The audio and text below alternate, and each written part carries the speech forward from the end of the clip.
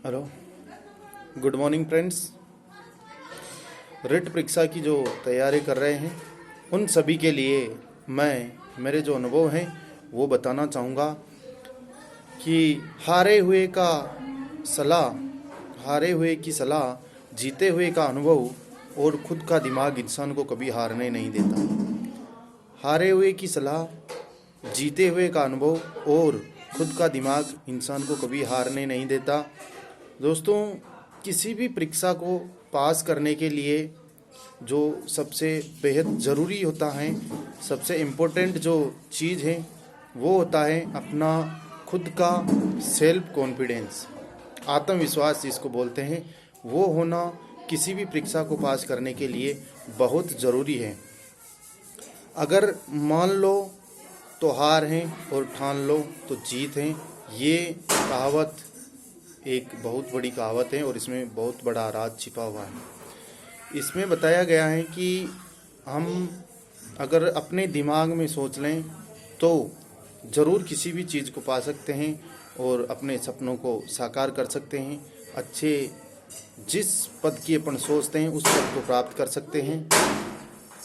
दोस्तों, मैं कुछ बातें आपको बताऊंगा जो हमारे लिए इस 3 महीने के समय में पढ़ने के लिए बहुत ज़रूरी और उपयोगी साबित होगी। दोस्तों, हम देखते हैं कि पढ़ाई का जो समय होता है वो निश्चित हो। दोस्तों, पढ़ाई करने का कोई भी समय निश्चित नहीं होता। जब पढ़ाई हम करें वही समय उचित होता है। दोस्तों, अगर आपका मन सुबह पढ़ने में लग रहा है तो सुबह पढ़िए। अगर देर रात तक पढ़ने में आपको सहज महसूस होता है तो आप देर रात तक पढ़िए। अगर आपको लगता है कि आप सुबह जल्दी उठ कर के पढ़ते हैं और उसे सहज महसूस करते हैं तो वो भी अच्छा है। और अगर आप देर रात तक पढ़ कर के सुबह लेट उठने के आदी हैं तो वो भी सही हैं। सुबह पढ़ने वाले भी नौकरी लगते हैं और रात तक पढ़ने वाले भी नौकरी लगते हैं। फिर इसके बाद दूसरा आता है कि कितने घंटे तक पढ़ाई की जाए। तो दोस्तों, मैं आपको बताऊंगा कि अगर आप घंटे गिन करके पढ़ाई कर रहे हो तो घंटे गिन के पढ़ाई नहीं की जा सकती। मान लीजिए आप अगर एक दिन में करीब 17-18 घंटे पढ़ लिए, 15 घंटे पढ़ लिए, किसी ने 20 घंटे भी पढ़ लिए, लेकिन दोस्तों जो आप एक दिन पढ़ सकते हो 18 घंटे 15 घंटे, 2 दिन पढ़ सकते हो, लेकिन जो एक वीक होता है, एक सप्ताह में पूरे दिन आप इतना नहीं पढ़ पाओगे। तो मेरा आपसे अनुरोध है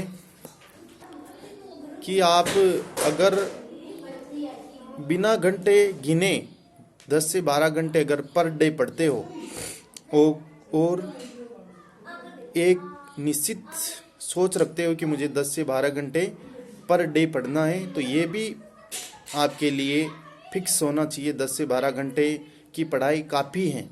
अभी 3 से 4 महीने का टाइम है, ये भी बहुत ज़रूरी है।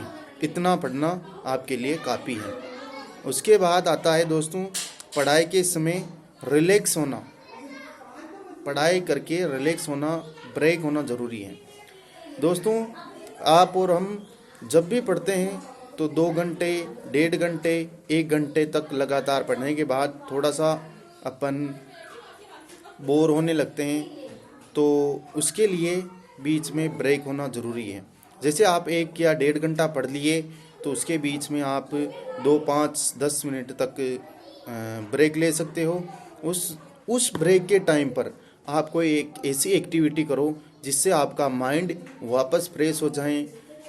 आप उस टाइम पर आपका जो पसंदीदा गाना है वो सुन सकते हो। उस गाने में आप कोई भी एक्टिविटी कर सकते हो, गेम खेल सकते हो, ये चीज़ें आप कर सकते हो ताकि आपका माइंड वापस फ्रेश हो जाए और वापस नई एनर्जी के साथ, नई ऊर्जा के साथ पढ़ाई के लिए लग जाएं। दोस्तों, अगर आप मेरे इस YouTube चैनल पर नए हो तो मेरे चैनल को सब्सक्राइब करें और बेल आइकन को ज़रूर दबा दें ताकि मैं अगले जो वीडियो बनाऊंगा वो आपको ज़रूर मिलें। उस वीडियो में मैं बताऊंगा कि आपको पेपर किस तरह से करना है, कौन सा सब्जेक्ट करना है, किस तरह से पेपर की शुरुआत करनी है, टाइम का किस प्रकार से मैनेजमेंट करना है। और दूसरी बात, अगर किसी भी भाई या बहन को फॉर्म भरने में अगर गलती हो गई हो तो उसका भी मैंने वीडियो बनाया है और उसका लिंक डिस्क्रिप्शन में दिया है। आप वहां जा कर के जिसके भी फॉर्म में गलती हुई है वो देख सकते हैं और उसको समझ सकते हैं कि किस प्रकार से फॉर्म की गलती को सुधारा जा सकता है। तो दोस्तों आगे मैं बताऊंगा रिट लेवल 1 के लिए जो बेस्ट किताब हैं, बेस्ट बुक हैं। अगर देखा जाए तो किताबें सब अच्छी होती हैं, कोई किताब कमज़ोर नहीं होती, बट कुछ में गलतियां होती हैं। तो मैंने जो किताब पढ़ी थी वो पढ़ी थी लक्ष्य की, और मैं वर्तमान में शिक्षक के पद पर कार्यरत हूँ। और लक्ष्य की जो किताब है वो उसमें से कुछ क्वेश्चंस तो बिल्कुल हूबहू लाइन टू लाइन उठ करके आते हैं, ऐसी कोई दिक्कत नहीं है। वो किताब सबसे अच्छी है। शिक्षण विधियाँ और मनोविज्ञान जब आप पढ़ते हो तो स्वयं को एक शिक्षक मानते हुए पढ़ें। ये सोचकर पढ़ें कि मैं खुद एक शिक्षक के पद पर कार्यरत हूँ और मैं बच्चों को किस तरह से पढ़ाऊँगा। इस प्रश्न को पढ़ने के लिए मुझे किस तरह से बच्चों को समझाना होगा, ये चीज़ इम्पोर्टेंट है। और अगर आप शिक्षक बनना चाहते हैं तो सबसे ज़रूरी चीज़ है वो है आप अपने लक्ष्य को ध्यान में रखें। हमेशा आप जिस जगह पर पढ़ रहे हो वहाँ पर सुबह उठते, सोते, जागते, पढ़ते, खाते, ये चीज़ नोटिस होनी चाहिए आपको कि आपको बनना क्या है। बनने के लिए आपको उसमें जो आपकी किताब में पढ़ रहे हो, नोट्स पढ़ रहे हो, उसमें लिख देना है I am 3rd grade teacher. I am 3rd grade teacher. नीचे आपके जो हस्ताक्षर होते हैं वो लिख देना, पक्का है आप टीचर बन जाओगे। उसके बाद में किसी भी टॉपिक को अगर आप पढ़ रहे हो तो उस टॉपिक को पेंसिल से टच करते हुए पढ़ें, जिससे आपका जो ध्यान है वो भटकेगा नहीं, आपका ध्यान वहीं पर रहेगा और आप उस चीज़ को ज़्यादा याद रख पाओगे, ज़्यादा टाइम तक वो आपके लिए परफेक्ट हो जाएगी। दोस्तों इसके बाद मैं आपको बताऊंगा कि आप जो पढ़ते हो ना, कुछ भाई हैं, बहनें, उनका शेड्यूल ये रहता है कि आज एक दिन पूरा सब्जेक्ट एक ही पढ़ा, कल अलग सब्जेक्ट पढ़ेंगे, फिर परसों अलग। दोस्तों ऐसा नहीं करना है। प्रत्येक सब्जेक्ट को आप अपने शेड्यूल के हिसाब से डिसाइड कर लें और प्रत्येक सब्जेक्ट को डेली पढ़ें, किसी सब्जेक्ट को छोड़े नहीं।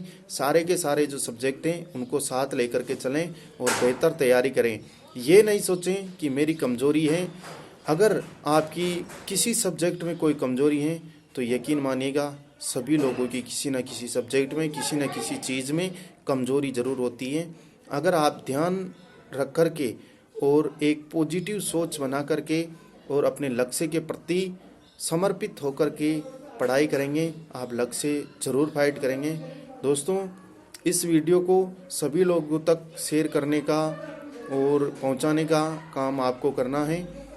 सभी भाइयों तक ये वीडियो ज़रूर पहुंचाएं ताकि वो भी इसका लाभ ले सकें। और मेरे जो YouTube चैनल है इसको सब्सक्राइब ज़रूर करें और लाइक करें, शेयर करें। Thank you very much.